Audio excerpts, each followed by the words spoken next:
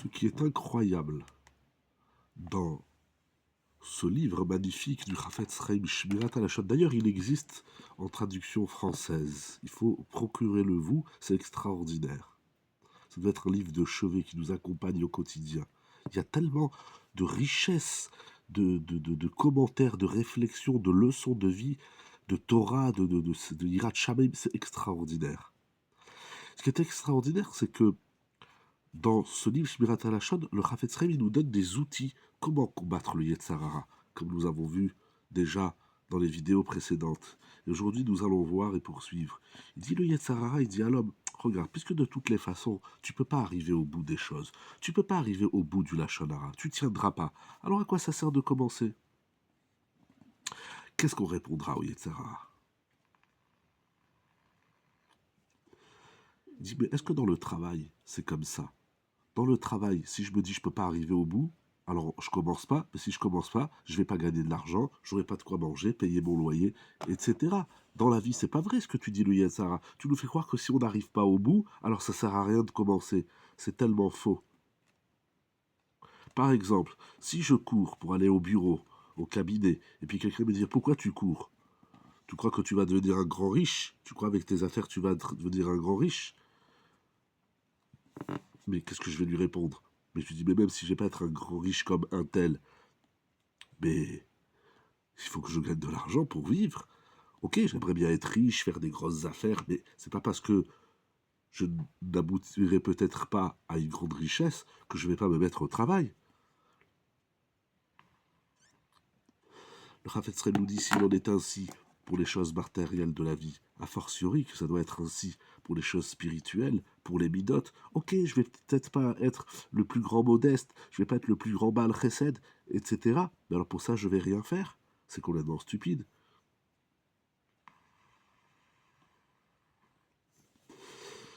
Parce que chaque étape qu'on franchit dans la Torah, elle nous amène à des niveaux de salaire pour l'éternité et des niveaux, des très hauts niveaux de Kdusha. Comme il est dit dans le Zohar Kadosh, celui qui garde sa bouche et sa langue, eh bien, quand on ne sort pas de notre bouche du mal, eh bien, on se revêtit de Ruach HaKodesh. Incroyable. Et l'homme obtient également une lumière pour l'éternité que nul ne peut s'imaginer. C'est-à-dire, nous, on pense que si on n'arrive pas au bout, on n'a rien fait. On n'a pas rien fait.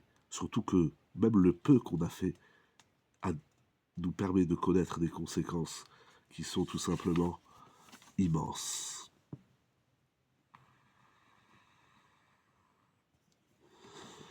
Est-ce que pour cela, je vais m'abstenir de garder ma bouche?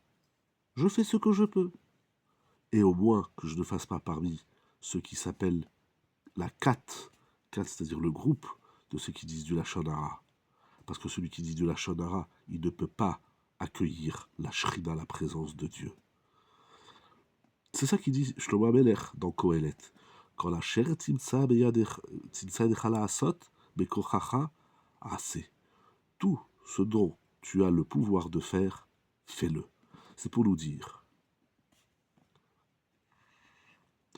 que l'homme ne doit pas se dire mais de toutes les façons, je ne vais pas aboutir au bout de la mitzvah, alors je ne la commence pas.